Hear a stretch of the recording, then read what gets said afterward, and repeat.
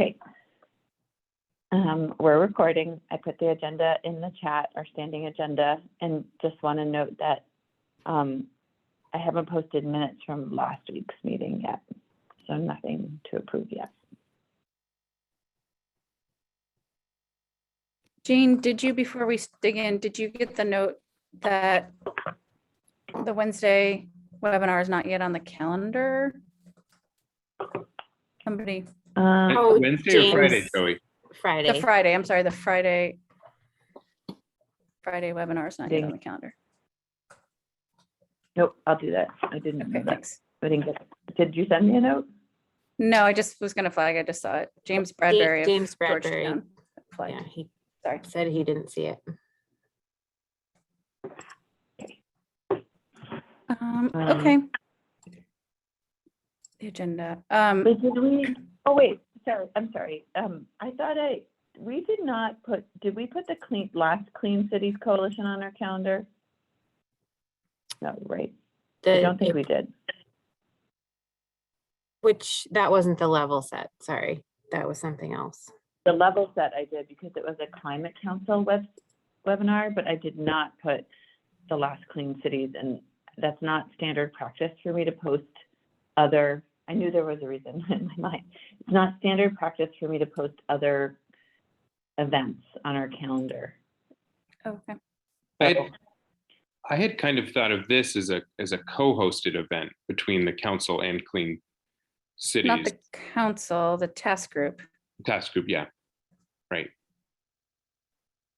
I mean, I do think since the primary audience is counselors trying to understand transportation policy options, in addition to anybody else who's interested in those conversations, it would be best to put it up if we can, on behalf of the task group at least, or cross-sector mitigation. Is there any precedent is there any precedent, Jane, with any of the other groups for this kind of, with Clean Heat Standard or? Well, when the Just Transitions subcommittee did an event with Vermont Law School, the Rejoice team. Mm-hmm. That was in lieu of their subcommittee meeting though. And they hosted it as their subcommittee at their subcommittee meeting time. But yeah, I guess I do just want to think that through a little bit. I don't really see a problem for it. It's more just been, yeah, it's probably fine. That'll probably come up as the cap gets implemented and there are various issues in different venues.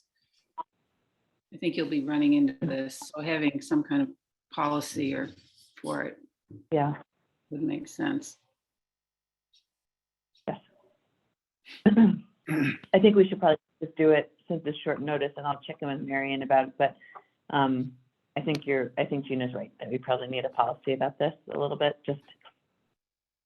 It's just about state. I'm trying to think of one. There was another one.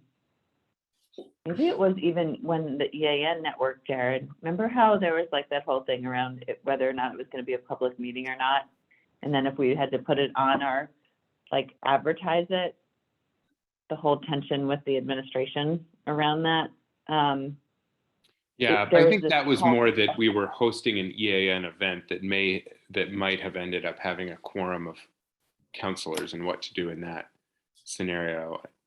I guess I would just say my feeling is that if it is an activity, like an event or webinar that is kind of co-hosted by a subcommittee or a task group of a subcommittee of the council, it feels appropriate to me. But yeah, I'll check. If we have a quorum of counselors at the meeting, that'll be another question. But hopefully we will, which would be another reason to put it on the calendar as a form of warning, just in case that many folks show up. I mean, not that it's a decision-making meeting anyway, but just to be safe and for best practice. Okay, I'll check. Ed's here, so I'll just ask Ed to be 100% and then close the loop after this meeting with you all. A lot of traffic behind me.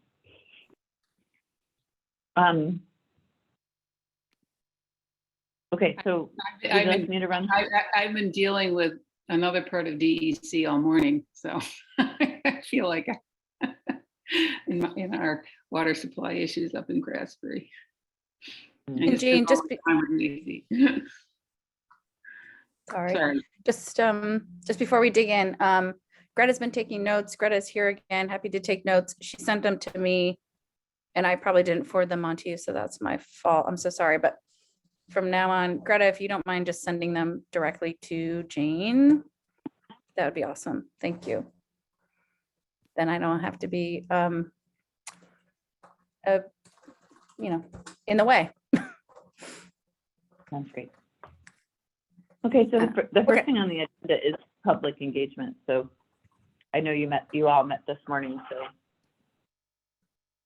not sure what next steps you have. Yeah, a handful of us met this morning with James Bradbury of Georgetown and Michael Pizzaferi from the province of Quebec, who are going to join us for the Vermont Clean Cities Coalition hosted webinar Friday at noon. It was a quick conversation, but we just wanted to give them a little context about where we're at in the conversation and work here in Vermont. And I think they're both going to come prepared with PowerPoint presentations, prepared to do about 20 minutes each, sort of summarizing, the state of play with both of those Cap and Invest programs, one of which is, we all know, Western Climate Initiative is, has been underway for a while, and TCIP is sort of, we all know where that stands as well. So we sort of went through the kind of flow of the program and answered some of their questions. They seem teed up, ready, eager, and happy to participate, including happy to take questions. So I did have a quick conversation earlier last week with Peggy O'Neill Vivanco. This is the Clean Cities Coalition co-hosted event, and she is happy to play whatever role we would like her to play. She does need, as part of their sort of co-hosting responsibilities, to sort of frame it up a little bit as part of the work that they do to facilitate conversations around transportation and other things. So anyway, she essentially just said she knew we were meeting today, and like give her sort of a sense of the direction about the role we'd like her to play, and she's willing and able to do that. So the way, so she can potentially like frame it up if we want, and or otherwise sort of set the table in some part in the beginning.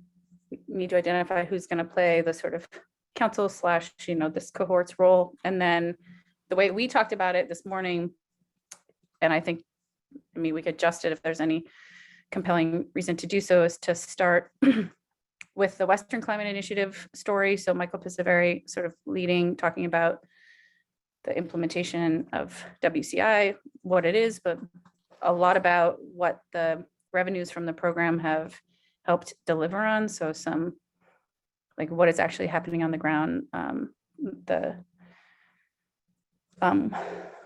the program is working, both in reduction of carbon, but also, again, in how the revenues are being distributed to clean transportation. And we asked him to sort of really sort of highlight a rural focus, knowing, like what they have done, speaking a little bit more to the Vermont context. And then pivot over to the TCIP, James Bradbury sort of overviewing where those things stand, what TCI is, and actually where from here, which he mentioned would be very brief, but so as we know, TCI is pretty much turnkey ready.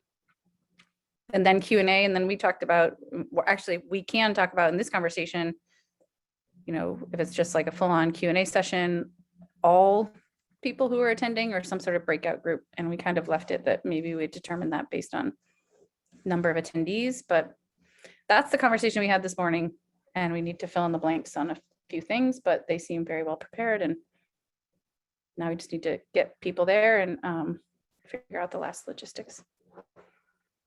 What do people who are in that conversation have today?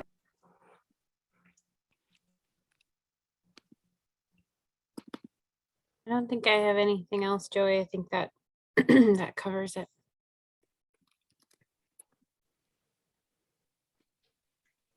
Do you have the timing figured out? Is it the same as what we were looking at, or I don't know that we've, how long each talks and how the questions will be broken down. My one and only complaint about the last one was that there was just too much time talking, presenting, not enough time interacting, and it was just like a fire hose. But with only 2 speakers, obviously, it's not going to be that much. But how much time do each of them need? It's an hour and a half session. And we asked them to deliver about 20 minutes each of Okay. formal remarks. So yes, I mean, there will be some framing and setting the table from one or more people on this team. But there will be a lot more time for Q&A. Good. I agree. Yeah, I think there's going to be a lot of Q&A for sure. And then maybe some prompts to get discussion going. And did we decide we weren't going to break into small groups, or we went through some of that? No decisions were made on small group versus big group. No, I think that's one of the questions that we can answer here together, or we can leave it a little flexible depending on the numbers of people who attend. I think we can answer that question now, or we can answer that question on Friday, again, based on numbers.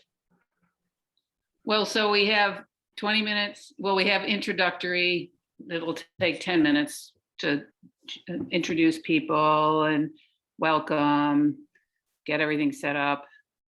So there's 10 minutes. Then you've got 20 minutes of talking, 20 minutes of talking.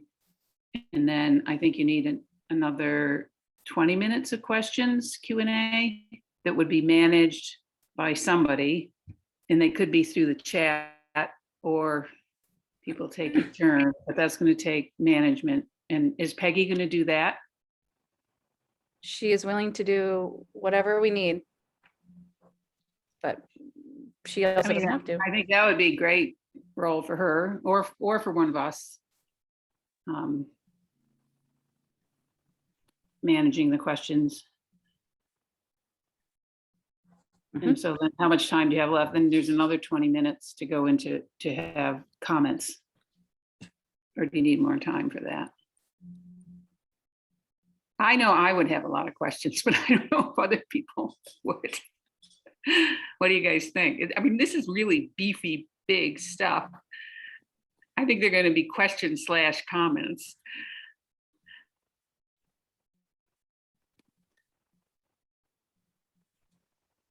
Yeah. And then we need a facilitator. We need someone to just manage them and then somebody else to facilitate. And it'd be great to have a pro, but that's impossible. Right, Jane? Yeah.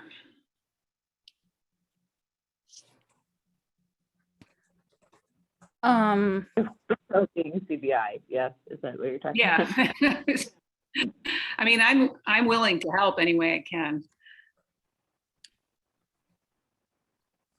I've done some of this. I've done a lot of it. Not so much with trying to keep track of a chat and questions at the same time. That's like chewing gum and walking. I mean, how do you others feel?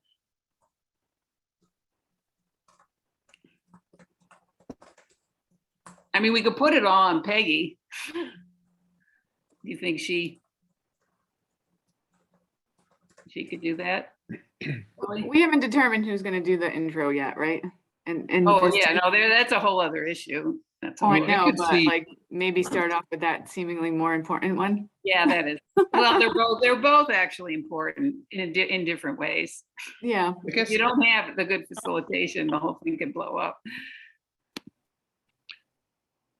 Yeah. I would just suggest that, I think Peggy is a good facilitator, but I think that since we want to make sure the conversation addresses the questions that are most relevant to the council and the gap in the climate action plan, that it might be a nice kind of balance and kind of consistency bookending to the event to have whoever does the introduction on behalf of the council, that context setting before Michael and then James go, kind of come back on to help facilitate the Q&A.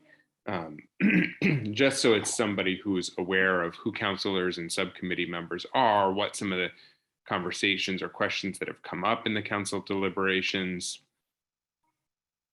That would be my thought. I don't know if Joey or Megan or anybody else has already spoken with Peggy and kind of outlined or committed to a different approach, but I think that might feel more kind of appropriate.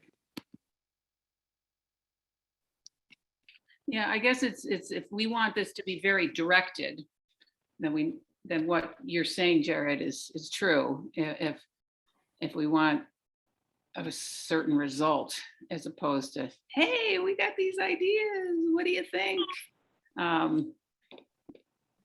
So yeah, the idea of prompts, and when I say prompts, I mean key questions that could get presented first through, I mean, not the questions per se, but the ideas behind them in the beginning. And then we have these prompts to get people going, to help direct the conversation a little bit.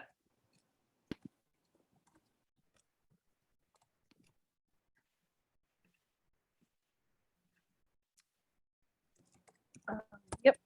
And I mean, like I said before, Peggy is willing to do whatever. I'm not 100% sure if I'm going to actually be there. So I kind of wonder if like either Peggy like welcomes people, like Vermont Clean Cities welcomes you, or she can do that after. I don't think she feels strongly. She needs to do it somewhere in the intro. You know, we're hosting this conversation about, you know, regional transportation, you know, strategies, Captain Invest, and then someone, I don't know, Megan, I don't know if that's a role you could play to sort of facilitate and set the table on the context, kind of like what you did at cross sector, but a little bit more in more detail, but also a little bit more about like, what is Cap and Invest 101? Like, I mean, sort of just a little context about what the policy actually is. Well, somebody has to do what Jared did before. And that's what I'm wondering if that's a role Megan could play. Basically use Jared's. And Megan, as you think about it, I just want to, of course, you have the rulemaking due Friday to the council. Oh. So I want to put that out there. Yeah, I guess I'm wondering, I mean, I think a lot of the, it sounded like from talking to Michael and James this morning that they were going to include kind of the nuts and bolts of Cap and Invest in their own presentations. So I don't really think I'm going to need to dive into that as much. So it sounds like it could be as simple as just, you know, kind of talking about the context of, you know, the cap and, you know, everything that we kind of covered in the transportation memo in terms of the context, and, you know, briefly summarize the April 1st webinar, and then turn it over to, I think Michael is going to go first, right? So, and then turn it over to Michael. So I think it could be pretty quick. I don't think I need to have slides or anything. Well, you have that one slide. The gap slide, the Colin slide. Well, then we should just ask Colin to do it. Well, I mean, no offense. Somebody needs Colin to is a explain fabulous dude. somebody needs to say, and I'm willing to do this, how we got here. Why are we here? Yeah, no, that's what I was saying, Jen. And I can do that. It's the elevator speech on how we got here. I mean, Okay. a long elevator speech. Colin, are Yeah. you planning on attending this webinar on Friday? Yes, I should be able to make that webinar. Okay. Yeah. Well, then, yeah, I mean, Joey, if you think that the slide showing the gap would be helpful, then, I mean, yeah, maybe I could, you know, set some context, walk through the slide really quickly, you know, maybe Colin, if you want to say a couple words about it, since it's your creation, we could do it that way. And then kick it over to Michael. And someone needs to explain what's in the cap right now for Yeah. transportation and how we got here. Okay. Well, we Yeah. did that in the level set webinar, right? So this is Yeah. a continuation of that conversation. So I don't think we need to go into too much detail, Well, but I think it's good to say a little bit because there will be people who maybe have no idea. I mean, there could be, I just don't think we can launch into this like everyone understands what's in the cap because they might want to just start talking about transit. mhm. Maybe one way to do it would just be to do a very high level summary of what's in the cap on transportation, but then to Yeah. provide in the chat, in the, the link to the previous webinar and say for folks who want more detail, this was the topic of, this previous webinar that you can review here. And the Okay. slides are available here. Yeah. And I'm happy to work on that with you, Megan, if that's helpful. Yeah, that sounds great. To deliver something, again, knowing everything that's on your plate. But it feels like it really is sort of the way I'm viewing this is like Michael and James are kind of like the show, and that's where like it's the engagement and the question and answers and after that I think is going to be very helpful. So framing it up, if Peggy sort of frames it up, VCC turns it over to Megan/Colin, like set a little bit of historical context, and well, maybe we could put together one slide of like what is in the cap and what is the work we're doing, reminder of what we've done to date. Yes, we can drop into the chat the previous webinars for more, and also flag that like, again, this is a sort of beginning of exploring this further. So it certainly won't be the end, and that, and then pivot over, have you guys do your work briefly, I don't know, 5-10 minutes max, and then punt to Michael and then to James, and then facilitated Q&A. And I would wonder about on the back end. Anyway, well, there's that, and I have a thought about the Q&A. Does the TCI rep, the Georgetown rep, is he going to be ready to explain what happened last year? And No, so he's gonna share a status of TCI, I think more related to what it is available now. And the fact, I mean, James put it really well this morning in that he described it as a program that's basically turnkey. It's on the shelf. Like if a state wants to implement it either independently or if states in the region or any states want to Okay. implement it, then they can go ahead and do that. And I thought that was a really good way to go about it, to avoid the whole political drama, just to say, yeah, this is what TCIP is right now. This is what it has to offer as a program that is ready to go. So. And I actually have to step off for a rulemaking related call at 4:00. So I just wanted to mention that, I'm happy to talk further, Joey, about, that component of it. And if there's any other details that I can be helpful with in further discussion on today's call, just feel free to loop back with me. Okay. And I'll work to deliver something to you, Megan, is that like the contextual slide. I think those two slides and, would be just helpful, and then pivot over to. Yep. Yeah. There might be information on the council's website, right? Jane, aren't there presentations and not for you to use, yeah, to refer people to, if you want more information, go here. You could put that in there. We have about 20 things that people can, but I'm just thinking about trying to like pull from, pull into one slide for this moment, but yes. Is a resource for the participants to. I will keep not be pushing. creating anything from scratch. Let me just tell you that. I will be pulling from all the many PowerPoints and conversations to date. Thank you. Thank you, All right. Megan. I will certainly follow up, and good luck Megan. with Okay. all you're doing, Well, and you're thank not you here. for it. Okay. Well, you're not here. We'll give you a bunch of other jobs. No, I'm just kidding. No. And I just also wanted to put in a plug for this group to deliberate a little bit about public engagement regarding rulemaking. I know it's on our standing agenda, but I had shared some thoughts with Jane last week and made my first ever Gantt chart, which was very exciting. So please yeah, feel free to give us some direction in terms of how, or offer to help, I guess maybe more in that for rulemaking engagement as well. So thanks, everyone. Have a good afternoon. Thanks, Megan. Bye. Bye-bye. Okay. So I can loop in with Peggy.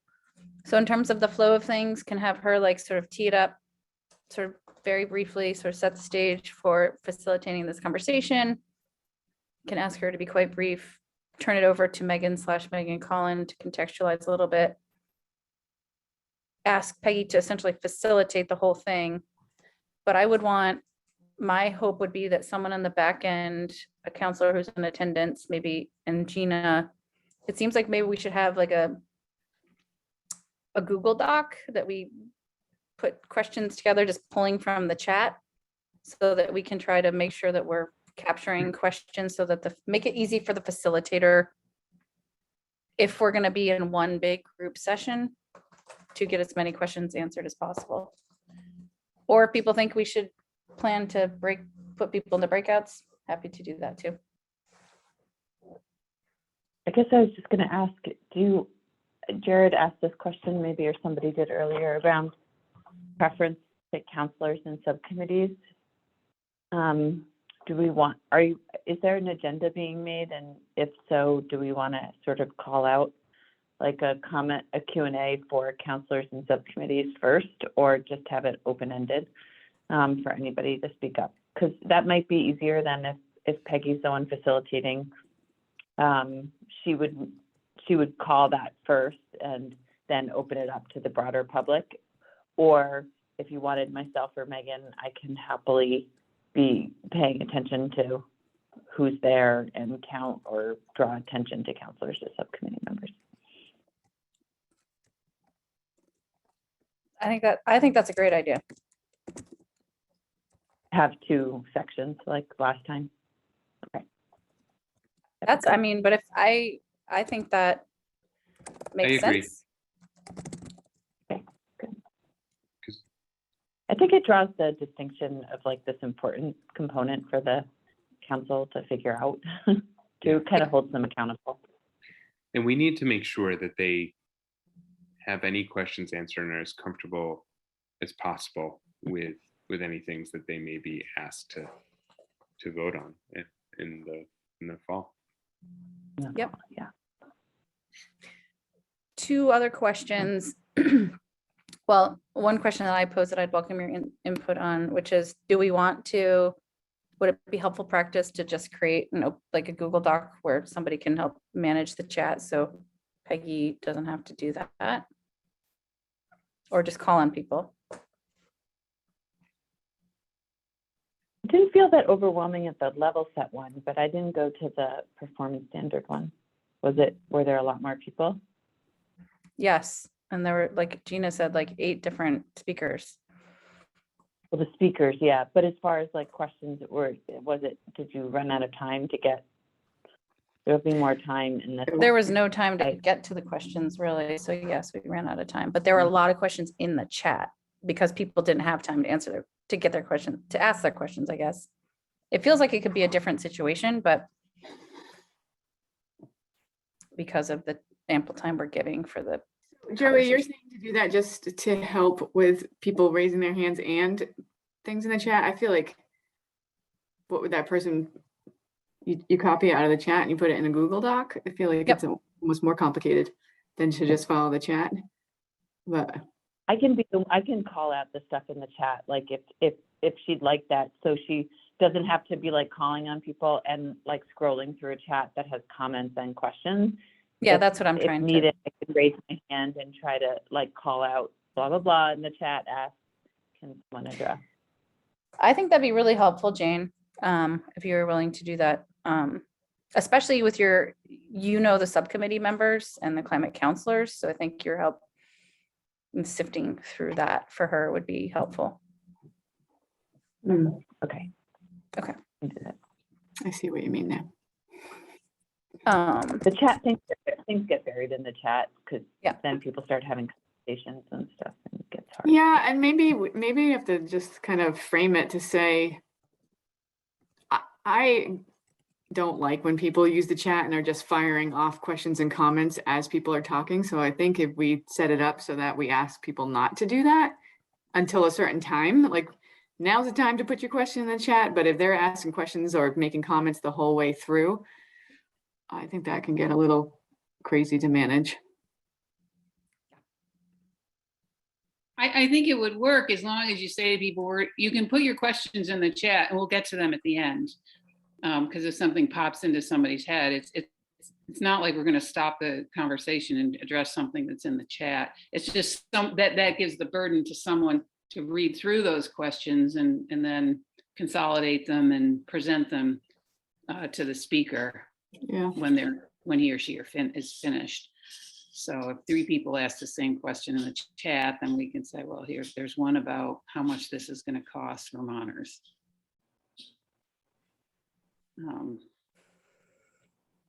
I mean, being one who likes to just say whatever in my head, and I like to type it into the chat. And that's what the chat's for. But we'd tell people you can put it in the chat, but we're not going to. We'll compile them at the end and go through them. Yeah, however, it's easiest to manage, I guess, Jane. Some people don't like. They just like asking stuff in writing and don't feel comfortable speaking up too. Mhm. Yeah, and I think that's fine. I just think when you're getting like a conversation in the chat and then you have a question and for Oh somebody to yeah, have to no, it would be questions in the chat. Put your questions in the chat. The comments would be something else. If you have questions, write them in the chat. We'll get to them at the end. We'll have a Q&A at the end, and then we'll have time for some discussion. Yeah. I just think some setting of expectations for the chat is always a good thing because sometimes Yes. people are just throwing links in there and like Oh, yeah, making no. comments. I mean, it did No. happen in our other webinars too, where there was a lot of comments Right. in the chat. It was, Well, you raised a good point, Andrew. I think we say, put your questions in the chat, save your comments for later. We're going to go through the presentations. We're going to ask the presenters your questions, and then we're going to have a discussion. maybe Um, Peggy can set that expectation. Mhm. Yes. Can I just ask a question, since we are, seems to be like we're orienting this way? We're not planning to do small breakouts because then we have to like organize a whole other thing. Okay. Yeah, well, how many people, if you have 100 people on a call, is it impossible for a discussion to occur? I don't know. Yeah, the discussion the loud mouths will get their points in. I don't think we're gonna get 100 people on this call because Okay, what's the number? What's the number? Is it 20? Is it 40? I don't know. 50?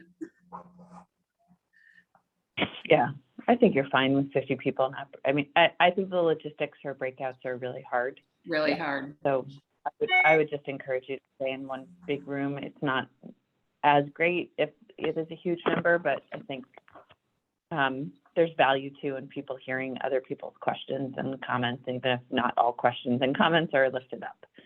So I think it's just much more straightforward. I mean, I think the purpose of a breakout would be if you want to hear from everybody, you really want to hear from the people who might not speak up, then you go to a smaller group in order for them to feel comfortable and to really ask questions and get information out of them, as opposed to we just want a big general dialogue with the people who are more comfortable speaking and who may have thought about these ideas and have something to say or came in with an agenda, or that's okay too, but that's what, in my opinion, that's what you get out of it is that result. And I'm not sure what we're looking for here. It can take a lot of time to do that too. Oh, I know. So not, and then you have to compile everything afterwards too. It's a lot of work. And I think whoever's facilitating and kind of identifying the questions. If we do have a period of time where we're asking people to put questions in the chat, hopefully, whether that's you, Jane, or Megan, or kind of tag teaming that, there's an ability to kind of scan through. And if there's similar questions, or, I guess it depends. Does Clean Cities, are they setting this up as Teams or as Zoom? The Zoom Teams. link, I think. It had to go through UVM and it was really complicated. Yeah, I guess I'm not as familiar with Teams in terms of like, what's possible with like poll functions or upvoting or, different things like that. But, even if it's just like putting in the chat, we could encourage people, like if you have the same question as somebody else, put that in as well. It helps us see where there's, a lot of interest in one topic in particular. But I think that there probably would need to be, with a lot of people, that kind of facilitator's prerogative to pull some of those out if we do have a really large group. But I agree that trying to do the breakouts would probably be too much. Well, that's where I actually think someone like managing the chat and seeing where there are like questions that are like the same, like making sure that those questions, I guess, that are generally in the same ilk get answered. Well, there's two things going on here. One is having people better understand something that's big and complicated, and they want to ask questions about how it works. The other thing is, I have an opinion about this and I want to voice it. And what I'm hearing is we're going to have two different time slots, one to answer questions, and then the other one to just engage in a dialogue, which I guess could have some questions too. Are other people seeing these distinct functions? I think that that's possible. And I wonder if it's worth whoever's facilitating saying that, at this stage, primarily what we're working to do is make sure we understand these programs and the options and the kind of key considerations. So we encourage you to, and there'll be a preference for questions that are kind of informational in nature, and that not to shut anybody down who wants to share a strong opinion. But I think the first thing that we need to start with is a common understanding of what these programs are, how they work, and what some of the considerations for Vermont are. I think that's a good point, Gina. Yeah, I think that's really important for the council to really wrap their heads around it, particularly. Okay, well, how about this is the next step?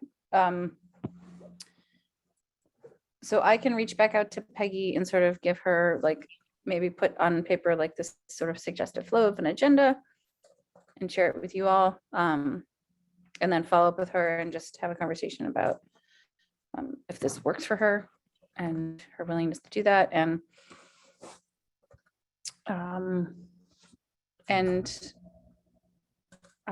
Jane, you'll help sort of manage the questions and manage it. And Jared, are you able to help manage some of that too?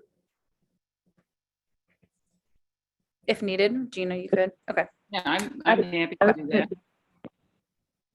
Yeah, it's probably good just to have, if I don't need to, I just want to say, so I'm happy to, or defer to you all. Just feels like one or two people, if we're all trying to do it, it might.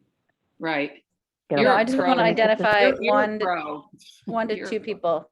Yeah, Jane, it feels like you're a well-oiled machine now. Okay, I'll So- talk to Megan about it too. And that Megan, you and Colin are will be doing the beginning too. And so, but Peggy can look for me to be helping her with that. So if you, that would be great to let her.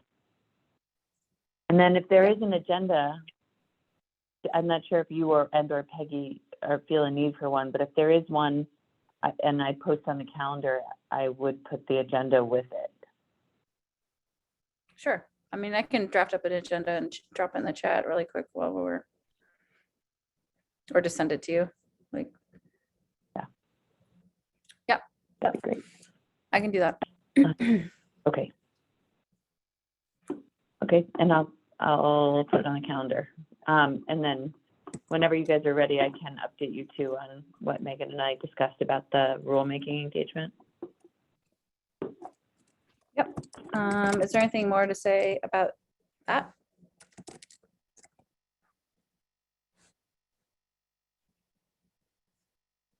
Okay, let's turn to rulemaking.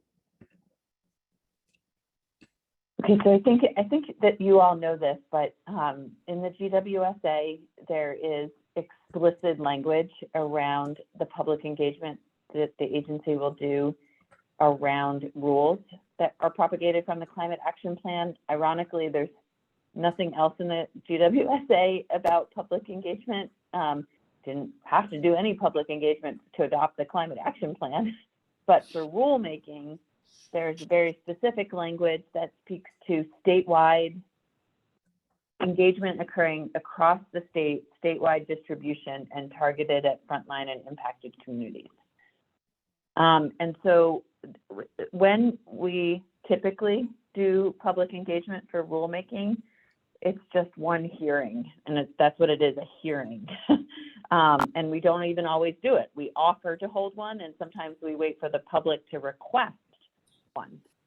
So, you know, this is, of course, should be a high bar with the GWSA, but of course, this is also an awkward one to do a lot of engagement around, since there's no ability, it's, you know, we adopt California's or not, there's not a lot of influence that the public can have.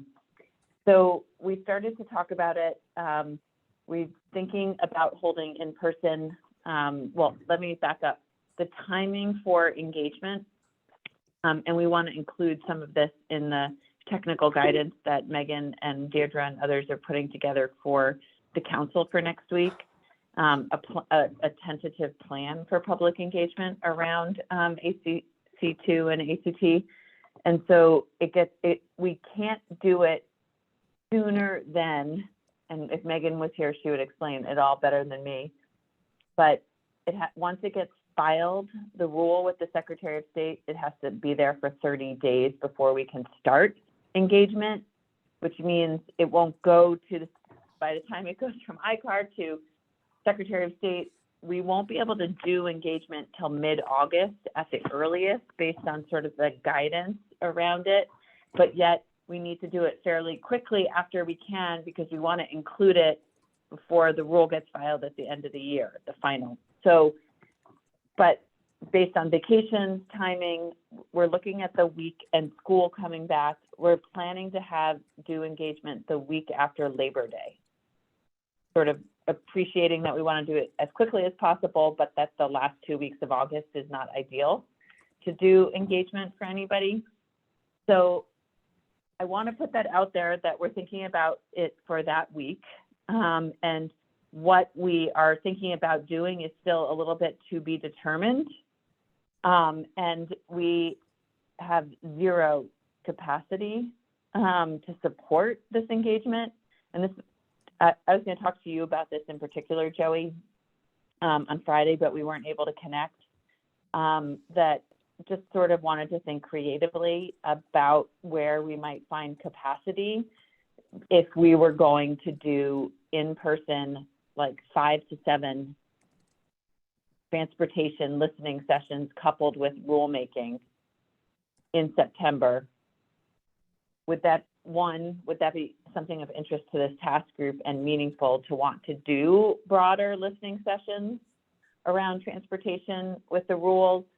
Or should we do something very narrow with the rule and just explain the rules to people and not try to overburden it with a larger mission?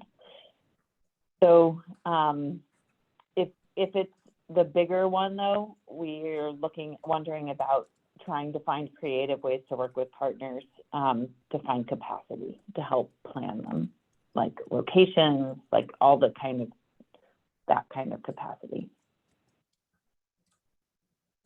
Jane, That was a lot. I think the question, I'll just parse it really quickly.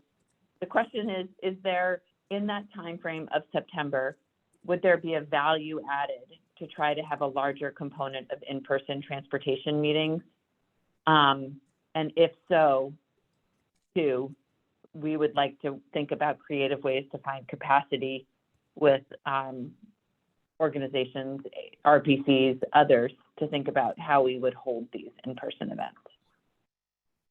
Jane, I'm pretty familiar with the rulemaking process from the old days, and it's very bureaucratic, and we're going to try to dress it up. It just seems like it's the tail wagging the dog here, where for that process, you're going to need really well-written pieces that normal people can understand, a page and a half explaining a Q&A, what the rule is and isn't, and avoid all the bureaucratic muckety-muck you've got to do to satisfy the process. I mean, I think that would be the thing number one that you'd want. And then, you know, because it's very, as you just said in the beginning, it's incredibly limiting how people can influence this rule. It's a very important topic of discussion on a larger issue. So I would say we have to have that discussion, but we don't have to line it right up with this rulemaking. Let's just do the rulemaking with some really good handouts and a couple of well-run meetings. Then we do all the public involvement we need to do on everything else. It's the tail wagging the dog. Unfortunately, that's the way the law is set up. So you've got to do all this effort, but all that effort won't be related to the rule, right? Mm-hmm. It'll be people talking about transit. Yeah. Or, you know, so that's my 2 cents. I know you got to satisfy what the law says around the rulemaking. And you got to make sure the dealers, all the usual stakeholders to A&Rs, to that rulemaking, need to be very much there and informed, and advocates, like all the advocates, need to be very well informed, and the public needs stuff that they can understand that's clear, like what Megan said in the meeting the other day, that this regulatory hook comes at the manufacturers, not at the dealers, that it's multi-state, and it's a big influence on the federal, it has federal economic effects. It's Vermont's really at the end, but will hugely benefit. So, I mean, I don't know what others think, but that's what it seems like to me anyway, that there's trying to hitch these two things together doesn't make sense. But maybe I'm wrong. What do you think, Joey? I mean, part of it, yeah, it is a lot. It's a lot to blend together. I mean, we do need to do public involvement. And we don't get a pass because we're not going to hitch these two together. We got to figure out how we're going to do it. And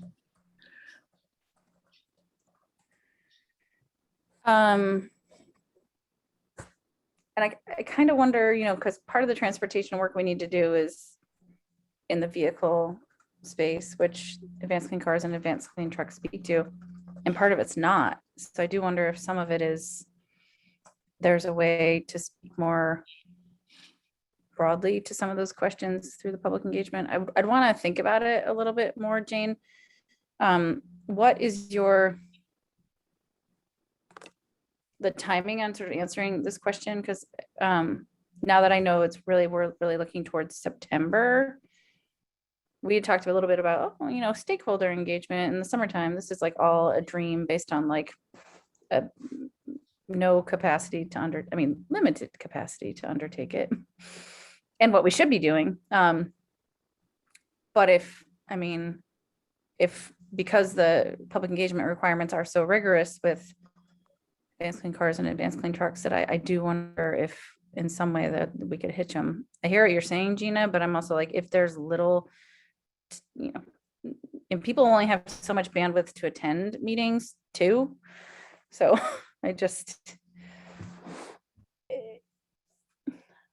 there may be ways to do other kinds of public engagement that could round out what we could do through the advanced clean cars and advanced clean trucks, to speak more to the vehicle space.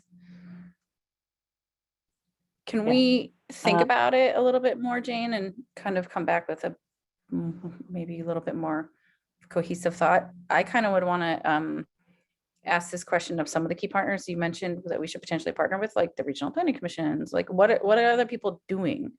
And how might, to sort of gauge how we might hitch our wagon to some of the other partners and players. I mean, we know like the network action team is doing their focus groups. They're focused at a different level of like trying to understand barriers. Like, I think some of this is going to happen and some of this others might be willing to help happen to take some of the onus off of this team, but in service of this similar conversation.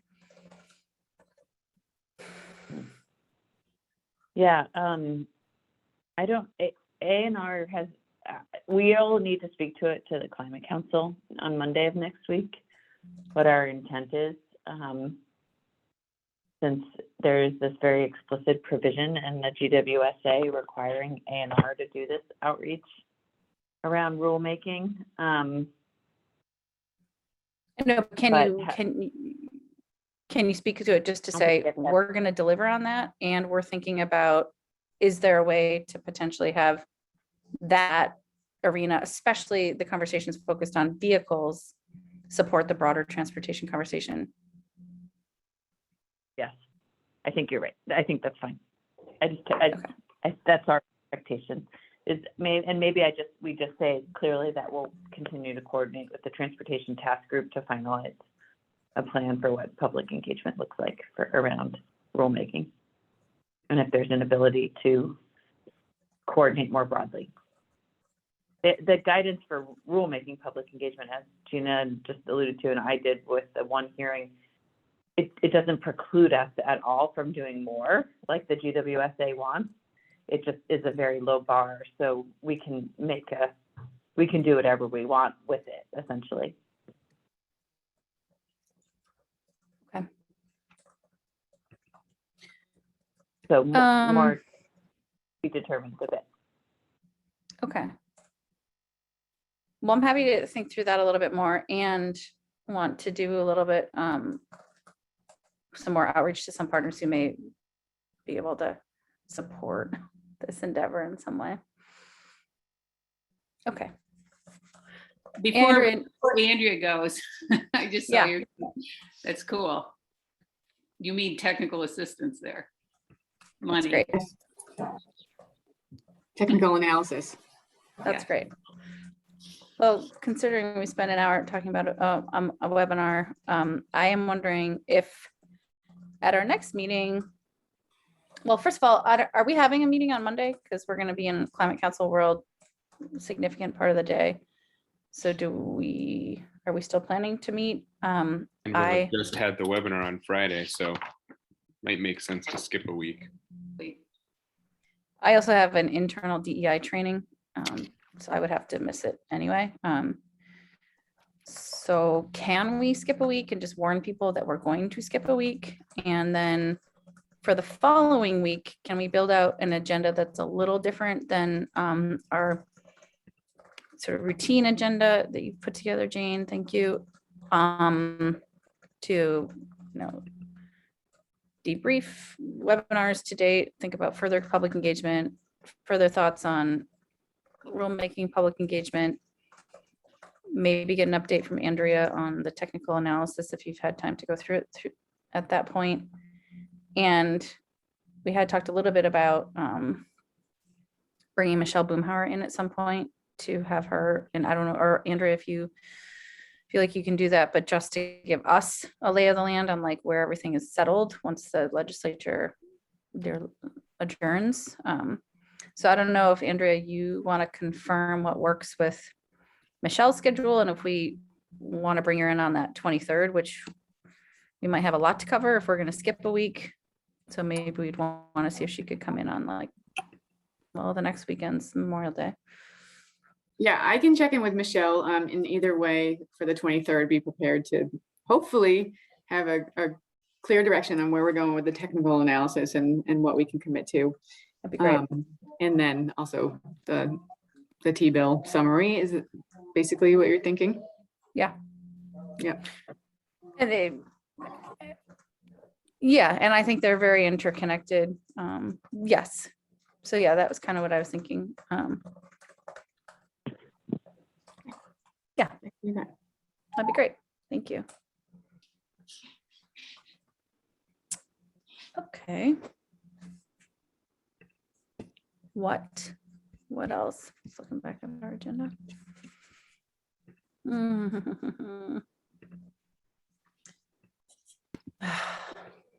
What else do we have on the agenda? Okay. Updates, public comment. Any updates? Public comment? Anyone? Okay. All righty. So I will follow up with Peggy. Jane, here's my stab at an agenda. Feel free to, I will email it to you right now. And I'm not sending it to your personal address.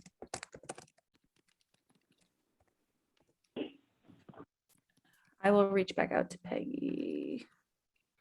I'll send it to all of you, sorry.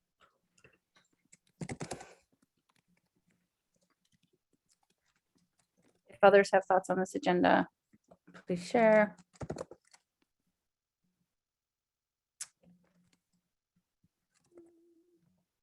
What else do we want to cover today? Anything?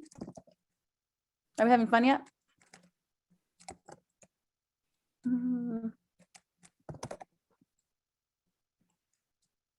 I'm gonna head out, so I've gotta do the parent thing. Okay. See you guys. Bye, Andrea. Bye. Along the way somewhere, I'm sure before the 23rd. Okay, bye. Thank you. All right, I didn't put times next to these agenda slots, Jane. That just feels weird to me in like a publicly posted agenda sometimes, so. But take a look at what I sent. If anyone has updates, let me know. That's, I was just looking at, and I was gonna ask just a little for, you said 20 minutes for each presentation? No, not Okay, like, I'm thinking like Peggy is like 2 minutes. Colin and Megan are like 5 to 10 minutes, and then 20 minutes for the presentations. Yeah. I thought, I'm confused about just the climate council members and subcommittee can ask questions. I thought anybody could ask questions, then there would be a public comment, or discussion / comments. I didn't realize we were separating out the climate council members and subcommittee members. Oh, I thought we were. Didn't we just talk about that? It wasn't in my head, but I mean, Oh. I thought the point of this is to communicate to all comers. And it's not a climate council meeting per se, but it's sponsored by the climate council and we want the climate council there. So maybe, I don't know. Oh, I thought we just talked about that. We want to make sure that climate council members and subcommittee members get their questions answered. Yeah, first. we do. We want to make sure everybody gets their questions answered. And then we're going to have a discussion with everybody. This is a little different than the way the climate council meetings are usually run, where climate council gets to yak, and then at the end, everybody else gets to say something, which drives me cuckoo on one level. I mean, I think we should just open it up, questions and question Q&A, audience Q&A, audience discussion. And the facilitators can make sure that the council members get to ask questions, not first, but their questions get answered. Make sure everybody's questions get answered. I don't know, maybe I'm too sensitive about this, but, and I don't even know who's going to be there. Maybe it's a non-issue. I mean, I think it's a both and, but I thought we were talking about prioritizing climate council members and subcommittee members because we have to make a decision about filling the gap in the plan and whether or not we're gonna make a recommendation and what that recommendation will be. So this feels like, I take your point, Gina, and at the same time, it seems to me like we're gonna do both. But I think it might be a non-issue because they might be the only people there. But I think to put it in the public realm is the agenda. I would just rather say audience quest Q&A and public Q&A, and then whoever's facilitating makes sure that the climate council's questions get answered if there's an onslaught, let's say. I just would, I don't know. Yeah, I mean, we don't have to distinguish it in the written agenda. I'm fine with that. I guess I just thought we had talked about asking. Okay, the audience. No, facilitator. no. Okay, so it's audience. If that's, as long as it just says audience Q&A, public comment and discussion. Feel free to trim the agenda in whatever way Okay. you see fit, Jane. I have a tendency to put lots of words on the page. So I just delivered you something with lots of words on the page. So trim as you see fit in a way that like meshes with the brevity you often put forward on your agendas, but it's still clear about what we're gonna be doing. So, all right. I'll follow up on a couple different fronts. In the meantime, I have a separate question for a couple of you. Do you want to close this meeting? Yeah, I'll stop recording. Sure. Are you sure you want to stop recording?